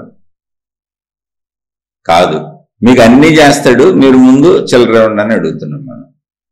అన్నీ ఇంత ఇలాగే నడుస్తున్నాయి మానవ వ్యవస్థలో. కాదన్నామంటే రేపటి నుంచి తిడతాం మొదలెడతారు. సహజంగా బ్రతకటం అలవాటు చేసుకోండి, నా విధానం అది. నేను సహజంగా ఉంటాను, అసహజంగా ఉండేవాళ్ళని ఎవరిని నేను విమర్శించడం నాకు అవసరం లేదు. ఒకవేళ ఇప్పుడు మాట్లాడిన శీర్షికల్లో కూడా ఎవరికైనా నేను మనసు నొప్పించినా, బాధ కలిగించినా నాకు ఎటువంటి ఉద్దేశం లేదు. అసలు ఇటువంటి శీర్షికలు చెప్పాలని కూడా నేను అనుకోవట్లేదు. ఈ ప్రశ్నలు నన్ను ఎప్పటి నుంచో అడుగుతున్నారు. ఎందుకని అంటే మనుషులు అలా బ్రతకడం అలవాటు పడిపోయారు. మనుషులకు ఒక ప్రవృత్తే లోపల వచ్చేసింది. అలా ఏదో కష్టపడకుండా కావాలి. అయితే ఇక్కడ ఎప్పుడు గుర్తుపెట్టుకోండి, ఆశ ఉన్నవాడు మోసపోతాడు. మోసం చేసేవాళ్ళు కూడా ఆశ ఉన్నవాడిని చేయగలరు. జ్ఞానవంతుడిని ఎవరు మోసం చేయలేరు. ఆడి మార్గంలో ఆడు పోతా ఉంటాడు, ఆడి పని ఏదో ఆడు చేసుకుంటాడు, ఆడికి కావాల్సింది ఆడు చేసుకుంటాడు, ఆడు పొందాల్సింది ఆడు పొందుతాడు. ఇప్పుడు ఈ మోసపోయే వాళ్ళందరూ ఎవరయ్యా అంటే ఆశ ఉన్నోళ్ళు, అంత సింపుల్. నీకు ఆశ ఉంది కాబట్టి వాళ్ళు అనేకం చెబుతారంటే నువ్వు ఎందుకు వింటున్నావు అసలు? ఇప్పుడు ఏదో ఆకర్షణ సిద్ధాంతం ద్వారా నాకు డబ్బులు వచ్చేస్తే అని ఎన్నో బాగానే ఉంది. ఆ పుస్తకం రాసిన వాళ్ళు కోట్లు గడించారు. దాని మీద పుస్తకాలు రాసిన వాళ్ళు ఆకర్షణ సిద్ధాంతం మీద నీకు డబ్బులు వచ్చినాయో లేదో తెలియదు, కానీ ఆకర్షణ సిద్ధాంతం మీద పుస్తకాలు రాసిన వాళ్ళు కోట్లు గడించారు. వాళ్ళకి డబ్బులు వచ్చినాయి, వాళ్ళకి పనిచేసింది ఆకర్షణ సిద్ధాంతం. నిన్ను నమ్మించి కోట్లు గడించారు. ఆ ప్రాసెస్లు నేర్పుతాం, అవన్నీ చేయండి అనేవాళ్ళు కోట్లు గడిస్తున్నారు. ఎందుకంటే వాళ్ళకి ఉపయోగపడుతుంది. అలాగే తాయెత్తులు అమ్మేవాళ్ళు, తాళ్ళు అమ్మేవాళ్ళు అందరికీ వాళ్ళకి ఉపయోగపడుతుంది. నీకు ఉపయోగపడుతుందో లేదో నువ్వు చూసుకో. సింపుల్ అంతే. ఎవరి ఉపయోగం వాళ్ళు చూసుకోవాలి. ఒక సహజ ప్రకృతిలో, సహజ ప్రవృత్తిలో లా ఆఫ్ అట్రాక్షనే ఉంది. మొత్తం అందరి మధ్య ఉన్నది అట్రాక్షనే, ఆకర్షణే. మన మనుషుల మధ్య కాదు, విశ్వం మొత్తం ఆకర్షణే ఉంది. అలాగే విశ్వం మొత్తం విజువలైజేషనే ఉంది, విశ్వం మొత్తం సంకల్పాలే ఉన్నాయి, అంతా సంకల్పాలమయమే. అయితే ఇది సహజం. అసంబద్ధమైన సంకల్పాలు జరుగుతాయా? నేను ఇక్కడ కూర్చున్నాను, నా శత్రు దేశం నాశనం అయిపోవాలని నేను ఇక్కడ కూర్చొని, లేకపోతే నా శత్రువులు మనుషులందరూ నాశనం అయిపోవాలని సంకల్పాలు చేస్తున్నాయి. అయిపోతాయా? మంత్రాలకు చింతకాయలు రాలుతాయా? రాలవు అని చెప్పారు. ఎందుకని? అసంబద్ధమైనవి. సంకల్పాలు సహజమైనవి జరుగుతూ ఉంటాయి. ఆ సహజత్వం సృష్టిలో ఒక విధానం ఉంది, ఒక పద్ధతి ఉంది. లేకపోతే అందరూ దొంగతనాలు ఎందుకు చేస్తారు? చక్కగా కూర్చొని సంకల్పాలు చేసేసుకుంటారు. నాకు డబ్బు వచ్చేయాలి, డబ్బు వచ్చేయాలి, డబ్బు వచ్చేయాలి, డబ్బు వచ్చేయాలని వీళ్ళు చెప్పిన ప్రాసెస్లన్నీ ఈ ప్రాసెస్లు చేసేసుకొని సంకల్పాలు చేసేసుకొని ఆ విజువలైజేషన్లు చేసేసుకుంటే డబ్బు వచ్చేస్తుంది కదా. దొంగతనాలు ఎందుకు? అలాగే నాకు మనుషులు దొరకాలి, నాకు మనుషులు దొరకాలి, నాకు మనుషులు దొరకాలి అనుకొని అదంతా చేసేసుకుంటే చక్కగా మనుషులు దొరుకుతారుగా. వ్యభిచారాలు ఎందుకు? తప్పులని ఎందుకు? వాళ్ళే దొరికేస్తారుగా, జరిగిపోతాయిగా. ఎందుకంటే ఈయన రాశారు, డబ్బు, వస్తువులు, మనుషులు అన్నీ వస్తాయంట అని చెబుతున్నారని. అలాగే కూర్చొని నేను పని చేయడం ఎందుకు? పలానా వస్తువులు కావాలి, పలానా వస్తువులు కావాలి, పలానా వస్తువులు కావాలంటే మా ఇంటికి అవి వచ్చేస్తాయి. కిరాణా సరుకులు, కూరగాయలు అన్నీ వచ్చేస్తాయి. నేను కానీ పని చేయడం ఎందుకు? వస్తాయా అది నేను అడిగేది, వితండవాదం కాదు. మీరే అనుకోండి, మీరే ట్రై చేయండి. అప్పుడు దొంగతనాలు ఉండవు, మర్డర్లు ఉండవు, మానభంగాలు ఉండవు, రేపులు ఉండవు, వ్యభిచారాలు ఉండవు, జోదాలు ఉండవు, ప్యాకెట్లు ఉండవు, అసలు చెడే ఉండదు ప్రపంచంలో. ఎందుకంటే అందరూ కూర్చొని సంకల్పాలు చేసుకుంటారు. సంకల్పాలు తప్పే ఉంది. ఆకర్షణ సిద్ధాంత నియమాలు ఏంటో పాటించి ఆ నియమం ప్రకారం వాళ్ళు ఏం చేయమంటున్నారో అవి చేసుకుంటారు. తప్పేం లేదుగా. అవన్నీ వచ్చి పడిపోతుంటే అప్పుడు అసలు తప్పే లేదు. మొత్తం క్రైమ్ రేట్ తగ్గిపోద్ది ప్రపంచంలో.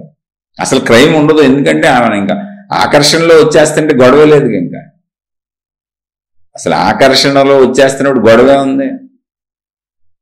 కాబట్టి ఆలోచించి చూడండి. కానీ ఆకర్షణ సిద్ధాంతం లేదని నేను చెప్పటంలా, సహజత్వంగా సృష్టి అంతా ఉన్నది అదే. అలాగే విజువలైజేషన్ లేదని నేను చెప్పట్లేదు. నువ్వు ఏ పని చేయాలన్నా ముందు నీ లోపల అది విజువలైజ్ అవ్వాలి. లోపల నీకు దృశ్యం కనపడాలి, దర్శనం అవ్వాలి. చిన్న టీ పెట్టాలన్నా, నువ్వు బండి వేసుకెళ్ళాలన్నా, సైకిల్ వేసుకెళ్ళాలన్నా, నడవాలన్నా, నీకు ఎక్కడికి వెళ్ళాలన్నా, ఏ కదలికైనా ముందు నీలో ఆలోచన పుట్టాలి. ఆలోచనలో భావం తెలియాలి. ఆ భావంలో ఉన్న వస్తువో, విషయమో, మనిషో నీకు దృశ్య రూపంలో కనపడాలి. అలా అయితేనే నువ్వు చేయగలుగుతావు. కాబట్టి ఇవన్నీ ఆల్రెడీ ఉన్నాయే. వీటిని గారడీలు చేసేస్తే అది మీ ఇష్టం. వీటిని అసహజం చేసేస్తే మీరు నమ్ముతానంటే మీ ఇష్టం. నేనైతే నమ్ముతావా నమ్మవా కాదు, అసలు నేను అటు వెళ్ళను. నాది సహజ మార్గం. నాకు ఉన్నదంతా తృప్తి కొంటాను, నాకు ఉన్నంతలో తృప్తి కొంటాను. నా తెలివితో, నా ప్రజ్ఞతో, నా సమర్థతతో నేనేం సహజంగా సాధించుకోగలను, ఆ సాధించుకున్న వాటితో కష్టపడి సాధించుకొని చక్కగా ఉంటాను. నన్ను నేను ఉంచుకుంటాను. నాలో చెడులు గుర్తుంచుకొని పోగొట్టుకుంటాను. చక్కగా నా ఆత్మజ్ఞాన మార్గంలో నేను పోతాను. అసహజాలన్నీ మీరు నమ్ముతారు అంటే నమ్మండి. అసలు ఇయే కాదు, నేను ఏది నమ్మను.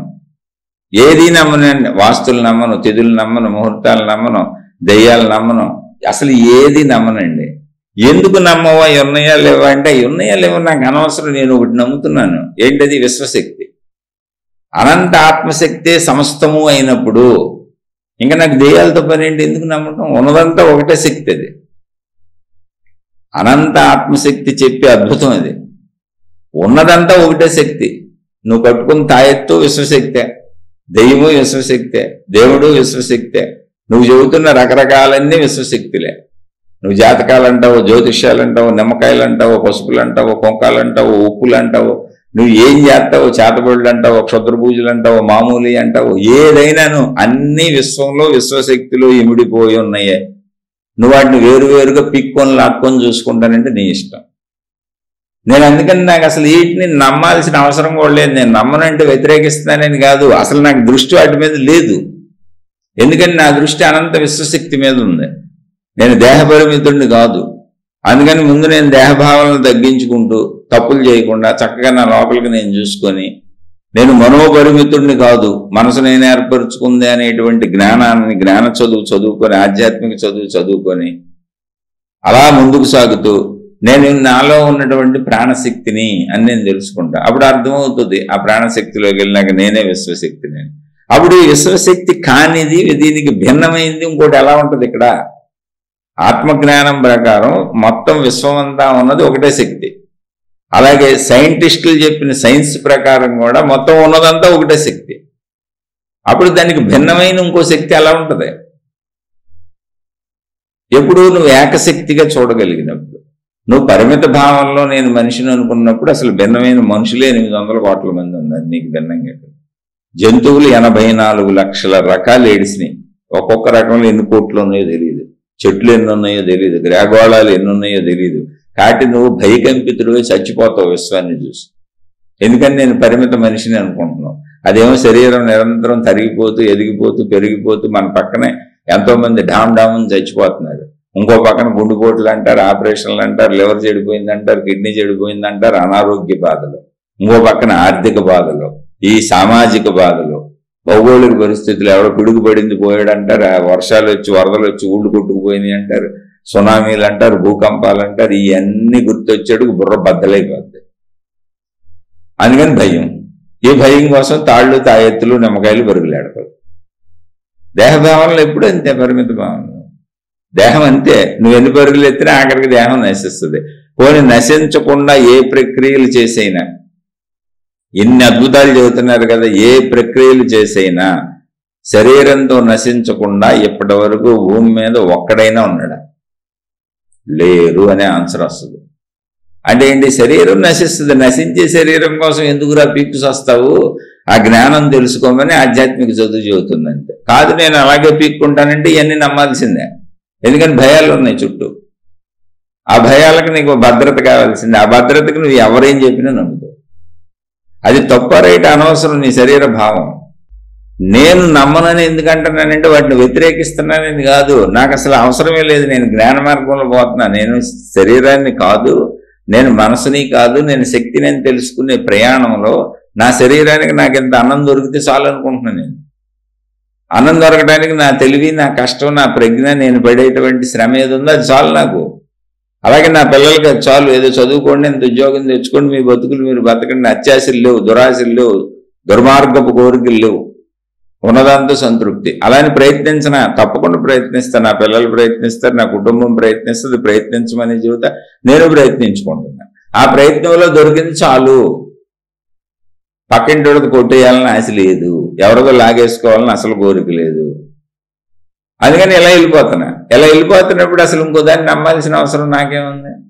లేదు, నా శరీరానికి బాధలు వచ్చినాయి, భయాలు వచ్చినాయి, ఇబ్బందులు వచ్చినాయి, నాకు ఉంటాయి, అనారోగ్యాలు ఉన్నాయి, బాధలు ఉన్నాయి, మా కుటుంబంలో వస్తాయి, మా కుటుంబ సభ్యులకు వస్తాయి, మా పిల్లలకు వస్తాయి, ఇబ్బందులు వస్తాయి, చదువులు ఉన్నాయి, భయాలు ఎందుకే వేస్తుంది మాకు. కానీ నా భయం నన్ను వక్ర మార్గంలోకి తీసుకెళ్ళదు. నా భయం కేవలం నా వేళ్ల మీద నాకున్న ప్రేమ చేత కలిగింది. కానీ ఎప్పుడు జ్ఞానవంతంగానే ఉంటుంది. ఆ భయంలో ఏదో ఆదుర్దాలు పడిపోదామని అనిపించదు. సహజం ఇవన్నీ వస్తాయి, జీవుడిగా ఎదుర్కోవాలి. మన ధర్మం ఏంటి? అనారోగ్యం వచ్చిందా డాక్టర్ దగ్గరికి వెళ్దాం, చూపించుకుందాం, మందు తెచ్చుకుందాం, వేసుకుందాం, ఉంటే ఉంటాం, పోతే పోతాం. అది ఎవరి చేతిలో ఉంది? పోనీ కాదు ఉందామని అనుకున్నాం. ఎవరైనా శరీరంతో మిగిలిపోయిన వాళ్ళు ఉన్నారా? ఎప్పటికైనా పోకుతారు. ఎవరైనా ఈ డబ్బు చాలు మాకని ఆగిపోయిన వాళ్ళు ఉన్నారా? సంతృప్తి ఉందా? ఉండదు. తెలుసా విషయం? ఎన్ని అనుభవించినా సంతృప్తి ఉంటుందా? ఉండదు. అదంతా మనకే తెలుస్తుందిగా. కాబట్టి అసహజ విషయాల వైపు వెళ్ళకండి. నేను వాటిని నమ్మను అని వాటిని నడిపే వాళ్ళని నేను ఎవరిని విమర్శించడం లేదు. అవి నడుపుతున్న వాళ్ళు ఎవరైనా ఒకవేళ ఇది విని నా మీద మీకు కోపం తెచ్చుకోబాకండి తండ్రి. ఎందుకంటే మీ మార్గాల్లో మీరు హాయిగా వెళ్ళిపోండి. మిమ్మల్ని నమ్మి వచ్చేవాళ్ళు వేల మంది ఉన్నారు. నేనెంత అసలు నాది ఇంటి వచ్చేవాళ్ళే 4-5 ఉంటారు. ఎంతమంది అంటారు నాది? నేనెంతటోడిని? ఏదో అడిగారని చెప్పాను. ఎవరికైనా నేను చెప్పిన నచ్చకపోతే మీ పాదాలకో నమస్కారం, ఆడికేదో తెలియదని నన్ను వదిలిపెట్టేయండి అంతే. కానీ విషయం చెబుతున్నా, ఎప్పుడూ సహజంగా జీవించేవాడి జీవితం బాగుంటుంది. ఆశ ఉన్నోడు మోసపోతాడు. నిన్ను మోసం చేయడానికి లక్షల మంది కూర్చొని ఉంటారు. నేను బయట మామూలు మనుషుల్ని చెప్పట్లా, అసలు ఆధ్యాత్మిక మార్గంలో, దైవీ మార్గంలో మా దేవుడు, మా మతం నేను రక్షిస్తుంది అన్నోళ్ళు నీ దగ్గర డబ్బులు ఎందుకు తీసుకుంటున్నారు? ఆ రక్షించే డబ్బులు ఏదో వాళ్ళే పొందొచ్చు కదా, వాళ్ళ దేవుడి దగ్గర నుంచి, వాళ్ళ మత దేవుడి దగ్గర నుంచి, వాళ్ళ గురువు దగ్గర నుంచి. నీ దగ్గర డబ్బులు తీసుకొని నేను రక్షిస్తుంది అని చెబుతుందని నువ్వు ఎట్లా నమ్ముతున్నావు? అంటే నీకు ఆశ ఉంది, నీకు కోరికలు ఉన్నాయి, నమ్ముతావు అంతే. నువ్వు అప్పుడు నీకు బుర్ర పని చేయదు. బుర్ర ఎవరికి పని చేస్తుంది సరిగ్గా అంటే ఆశలు, కోరికలు తగుమాత్రంగా తన శక్తి సామర్థ్యాల మీదే పెట్టుకొని నాకున్నది చాలు, నేను ఇంతవరకే నేను చేయగలను, నా వల్ల ఎంతే అవుతుంది కనుక నాకున్నంతలో నేను బతకాలని ధర్మమైన ఆలోచన చేసే వాళ్ళకి సరైన ఆలోచన వస్తుంది. ఎందుకు ఇవన్నీ అనవసర నమ్మకాలు? నాకెందుకు? నేను కష్టపడింది నాకు చాలు, నేను కష్టపడింది నాకు ఎట్ట వస్తుంది, అసలు ఏ దేవుడైనా నాకు ఎట్టిస్తాడు అనే ఆలోచన వస్తుంది. ఆలోచన రావటం లేదంటేనే ఇంకా మనం మనం ఏ స్థితిలో ఉన్నాం, మనం నమ్ముతున్నాం అంటేనే ఏ స్థితిలో ఉన్నాము. అది మన తప్పు తప్ప మనం నమ్మించేవాడు తప్పు కాదు, నమ్మేవాడు తప్పు. నిన్నెవడు నమ్మించగలుగుతాడు నువ్వు నమ్మకపోతే? అందుకని ఎప్పుడు మోసం చేసేవాళ్ళు తప్పు ఉండదు, మోసపోయేవాళ్ళు తప్పు ఉంది. వీడు ఎదురెళ్తున్నాడు నన్ను మోసం చేయమని. ఎందుకంటే నాకు ఆశ ఉంది, నాకు కోరిక ఉంది, నాకు భయం ఉంది, నాకు బాధ ఉంది, నాకు దుఃఖం ఉంది. ఎందుకని? ఎప్పుడు శరీరం కోరికలు నాకు అంతు లేదు. శరీర భావనలో ఎప్పుడూ నాకు అంతు లేనన్ని కోరికలన్నీ ఇరుక్కుపోయి ఉన్నాను. కాబట్టి నన్ను అందరూ మోసం చేయండి, ఓహో మీ బోర్డులు ఎక్కడుంటే అక్కడ నేను వస్తానని వెళ్తున్నాడు. మీరు అడిగింది ఆకర్షణ సిద్ధాంతం ప్రశ్న కాబట్టి మళ్ళీ చెబుతున్నా, అసలు సృష్టి అంతా ఉన్నది ఆకర్షణ సిద్ధాంతమే. కుటుంబాలు ఉన్నాయి, భార్యాభర్తలు ఉన్నారు, పిల్లలు ఉన్నారు అంటేనే ఆకర్షణ. మొత్తం సృష్టి మొత్తం గ్రహగోళాలు తిరుగుతున్నాయి అంటేనే ఆకర్షణ. మీరు పరిశీలించి చూసుకోండి. అలాగే విజువలైజేషన్, నీకు ముందు దృశ్యం నువ్వు భావించుకోకుండా, నువ్వు లోపల సంకల్పం రాకుండా, ఆలోచన పుట్టకుండా, ఆలోచనలో భావం ఉండకుండా, ఆ భావానికి సంబంధించిన దృశ్యం కనపడకుండా నువ్వే పని చేయలేవు. కాబట్టి చూసుకోండి, ఉన్న ప్రాసెస్ అది సహజ ప్రాసెస్. అసహజత్వంకి వెళ్ళి దాన్ని సాధించుకోవచ్చు అంటే అది మీ విఘ్నతకే. ఇంకా మీరే ఆలోచించుకోండి ఎంత చెప్పినా కూడా. శుభమస్తు. మరలా మరొక కొత్త శీర్షికతో కలుసుకుందాం. మీకు మీ కుటుంబ సభ్యులకు మేలు చేకూరుగాక. నేను చెబుతున్నవి కేవలం నా సొంత విశ్లేషణలు, నా పరిమిత జ్ఞానం. చాలా సామాన్యుడిని నేను. నాకు అసలు ఎటువంటి జ్ఞానం, ఇప్పుడు చెప్పిన విషయంలో అయితే అసలు ఏ జ్ఞానం లేదు. కాబట్టి ఎవరికైనా నచ్చకపోతే మీరు నన్ను తిట్టక్కర్లేదు. మీకు నచ్చిన మార్గాల్లో మీరు హాయిగా వెళ్ళిపోండి. నా విధానం చెప్పాను, నేను వెళ్తున్న విధానం కూడా చెప్పాను. ఇది కేవలం నా సొంత విశ్లేషణ, నా సొంతంగా నా భావన. నీ భావంతో నేను ఎవరిని కించపరచదలుచుకోలేదు. నా భావం చెప్పాను, నా అభిప్రాయం చెప్పాను. దీంతో ఎవరిని ఇన్ఫ్లుయెన్స్ చేయాలని కూడా అనుకోవట్లేదు. ఎవరు అడిగారు, చెప్పాను నా భావన అంతే. శుభమస్తు. మరలా మరొక కొత్త శీర్షికతో కలుసుకుందాం. ఏదైనా విఘ్నతతో ఆలోచించి, విచక్షణతో ఆలోచించి మనిషిలా బతకాలి. మూర్ఖంగా, మూఢంగా, గుడ్డెద్దు చేలో పడినట్టుగా జంతువులా జీవించుకోవాలి.